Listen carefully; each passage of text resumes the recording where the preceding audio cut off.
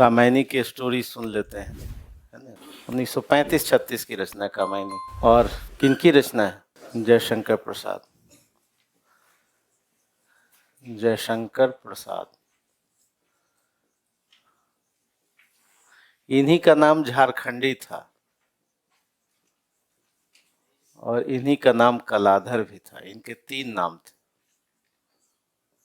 जयशंकर प्रसाद के 3 नाम थे। झारखंडी, झारखंडी इसलिए है कि शिव जी की कृपा से इनका जन्म हुआ था। कई बार होता है कि माँ पिता चाहते हैं कि संतान हो और संतान बहुत लेट से, नहीं तो ईश्वर वगैरह से निवेदन करते हैं। बहुत दिनों के बाद प्रसाद जी का जन्म हुआ और किसी की नज़र न लगे इसलिए ऐसा उल्टा सीधा नाम लोग रख देते हैं, तो इनका भी नाम वही रख दिया गया। और कलाधर नाम से ब्रजभाषा में लिखते थे।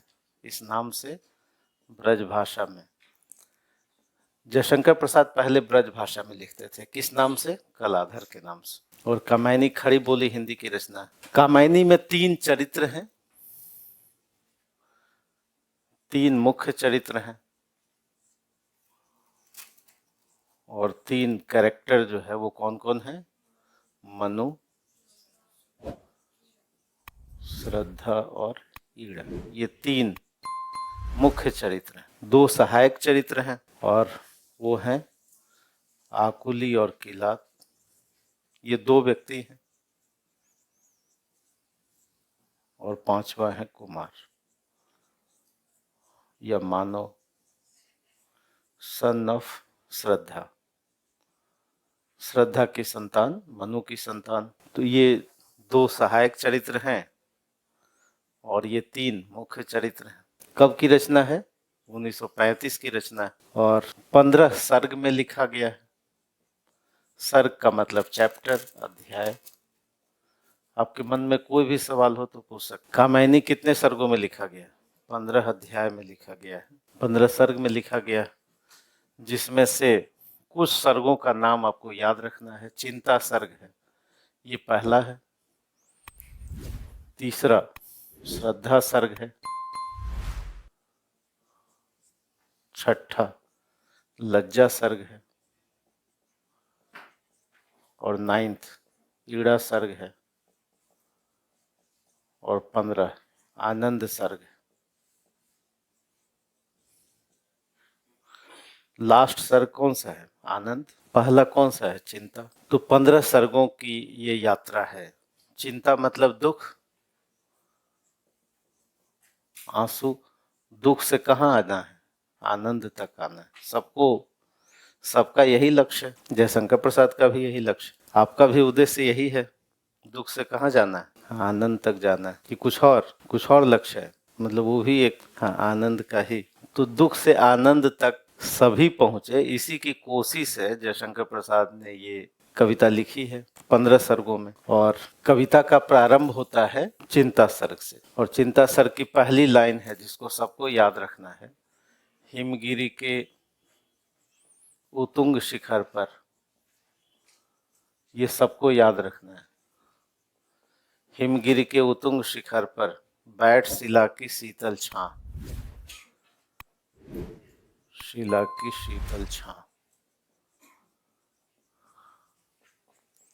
एक पुरुष भीगे नैनों से, भीगे नैनों से देख रहा था प्रलय प्रवाह, प्रलय प्रवाह। प्रलय प्रवाह यानी जल प्लावन, यानी बाढ़। चारों तरफ जल ही जल। और ये एक पुरुष कौन है? एक पुरुष यही मनु। हिमगिरी के उतुंग शिखर पर, ऊंचे शिखरों पर, पर्वत हिमालय के ऊंचे शिखरों पर बैठ शिला की शीतल छां, शिला की शीतल छाया में बैठ करके एक पुरुष, ये एक पुरुष कौन है? मनु।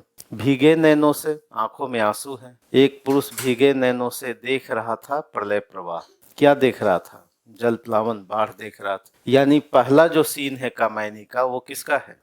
बाढ़ का, प्रलय का। चारों तरफ पानी ही पानी। कितना बढ़िया सीन होगा अगर कोई मूवी देख रहा हो कामायनी, तो पहला सीन उसको क्या नजर आएगा? हाँ, चारों तरफ पानी ही पानी और एक पुरुष अपनी आंखों में आंसू लिए हुए। क्यों आंसू लिए हुए? भीगे नैनों से, क्यों आंसू है? क्योंकि इसको लगता है कि सब कुछ नष्ट हो गया है मेरा, सब कुछ नष्ट हो गया।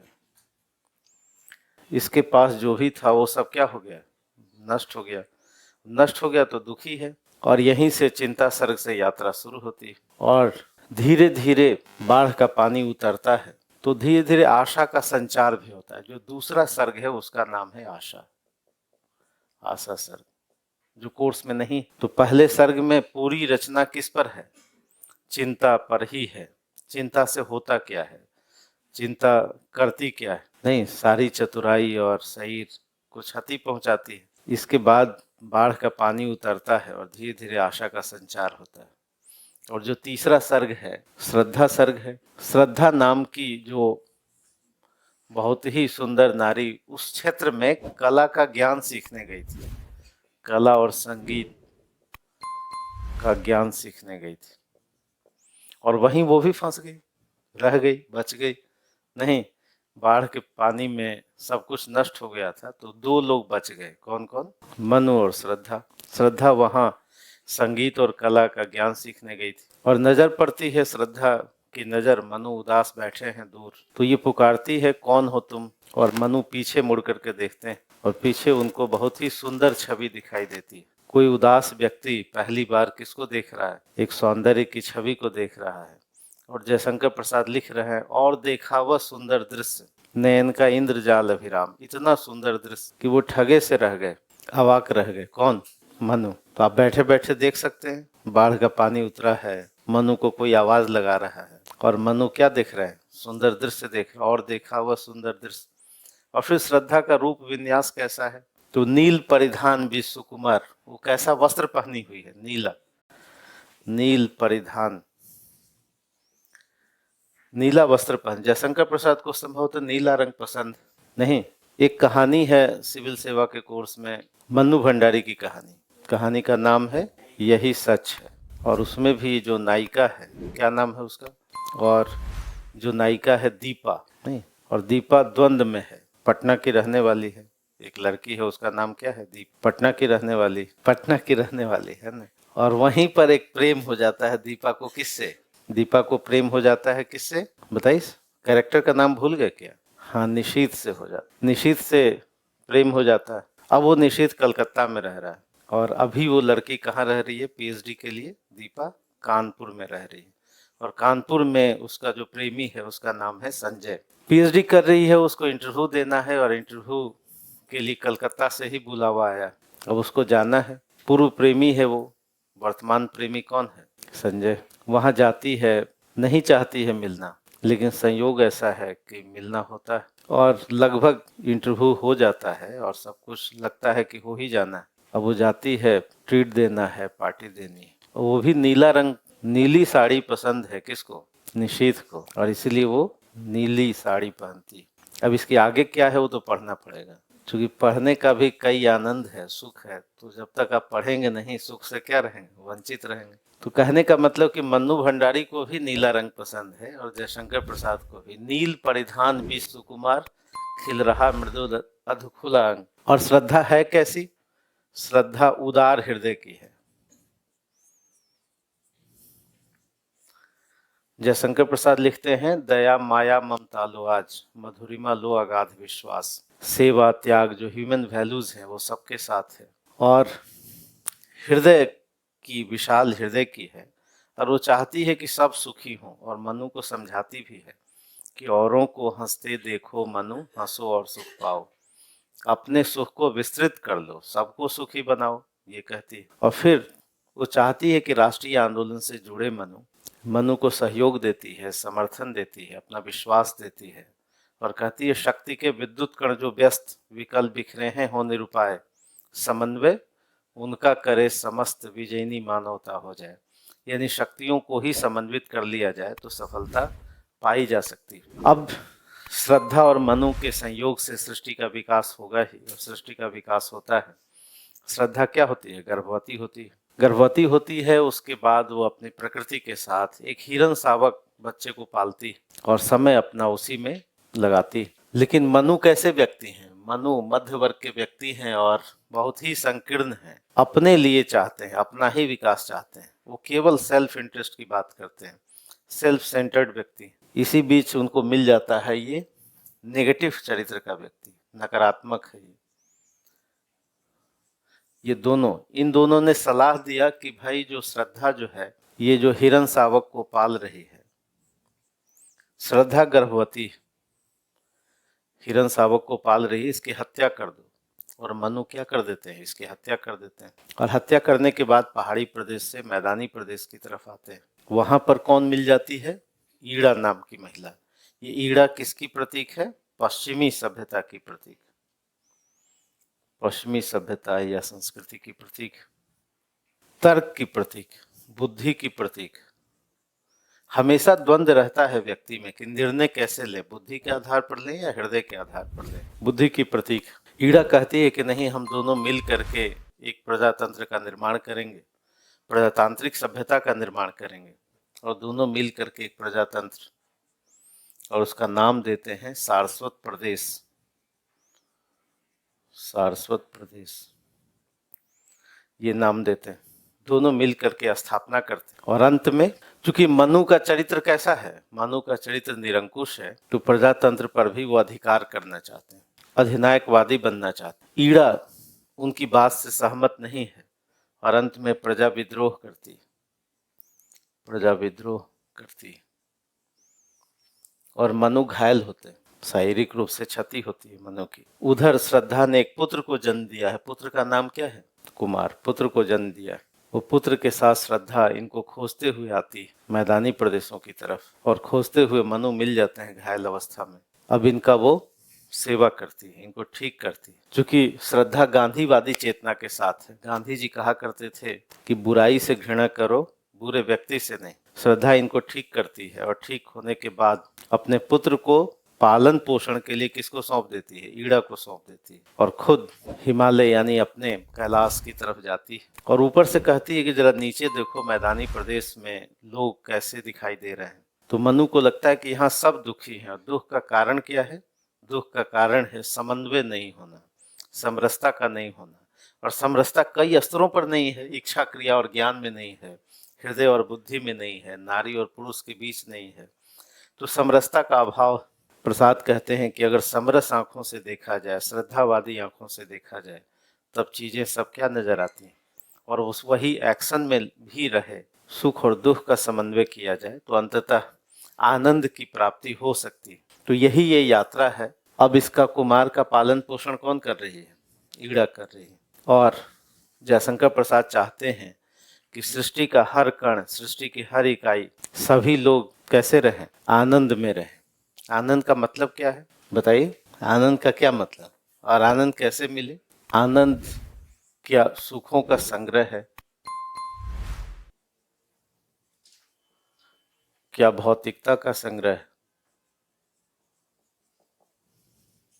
10 मकान हो जाए, 10 गाड़ियां हो जाए, अच्छी नौकरी हो जाए, तो आनंद है क्या, नहीं है। मन की शांति, तो फकीर रहा जाए मन की शांति के लिए, बताइए क्या मोक्ष आनंद का है, क्या विरक्त हो जाए वो आनंद है, संन्यास ले लें वो आनंद है,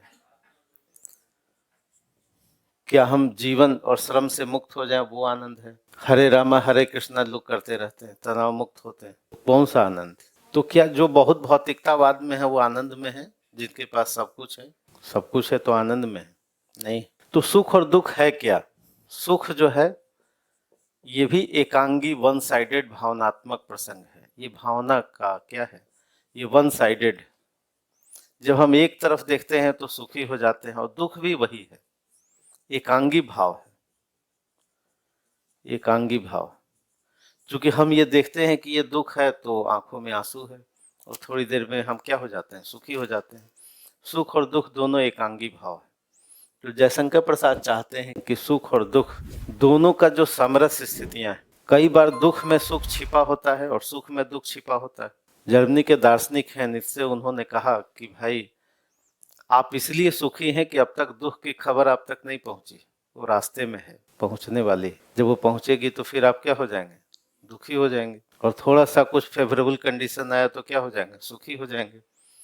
जयशंकर प्रसाद का एक नाटक है चंद्रगुप्त, उसमें वो कहते हैं कि जो मंगलमय विभु है, अनेक मंगलों में न जाने क्या क्या मंगल छिपाए रखती है। हम सब इसका रहस्य नहीं समझते। यानी जो ईश्वर है वो तो मंगलकारी ही है, लेकिन कई बार अमंगल भी होता है, दुख भी होता है, लेकिन दुखों में भी न जाने कौन कौन सा मंगल छिपा होता है, हम सब इसका रहस्य नहीं समझते। और कबीर तो यही कहते हैं कि दुखिया दास कबीर है, जागे अरु रोवे नहीं। या कबीर कहते हैं बिरहा बुरहा जिन कहो, बिरहा है सुल्तान। बिरह को बुरा मत कहो, बिरह ही श्रेष्ठ है, दुखी तो श्रेष्ठ है। सुख तो कुछ सिखाता ही नहीं, जो ही सिखाता है सुख और दुख में अगर दोनों शिक्षक है तो ज्यादा कौन सिखाता है। सुख तो ऐसे ही पल बीत जाते हैं, लेकिन सिखाता कौन है, दुख। इसलिए कबीर थैंक्स कहते हैं दुख को। बिरह को बुरा मत कहो, बिरह ही श्रेष्ठ है, यानी दुख ही श्रेष्ठ है, दुख ही वंदनीय है, दुख ही श्रेयस्कर है। और सुमित्रा नंदन पंत कहते हैं कि अविरल सुख भी उत्पीड़न, अगर ज्यादा सुख मिल जाए तो वो भी क्या है, दुखदाई ही। और अविरल दुख भी उत्पीड़न, दोनों दुखदाई। सुख दुख के मधुर मिलन से यह जीवन हो परिपूर्ण। सुख और दुख दोनों मिल करके ही जीवन को क्या करते हैं, पूर्णता देते हैं। तो न अतिशय सुख और न अतिशय दुख, और दुख में सुख को महसूस करना और सुख में दुख को महसूस करना, या आसक्ति नहीं रहना। कबीर के पास तो भौतिकता नाम की कोई चीज ही नहीं थी। गृहस्थ जीवन में थे, श्रम साध्य व्यक्ति थे और बहुत आनंद में थे। हमारे यहाँ ऋषि परंपरा में चंद्रगुप्त नाटक में डांडायन एक कैरेक्टर। डांडायन कहते क्या है कि भाई न हमको किसी से डर है न किसी से लोभ है, परमात्मा ही हमारी आवश्यकता पूरी करता है और हमको जाने का कारण भी है नहीं है, न डर से न लोभ से। तो एक ऐसा व्यक्ति जो सुख और दुख और प्रत्येक स्तरों पर समरस है, वही आनंद को प्राप्त कर सकता है।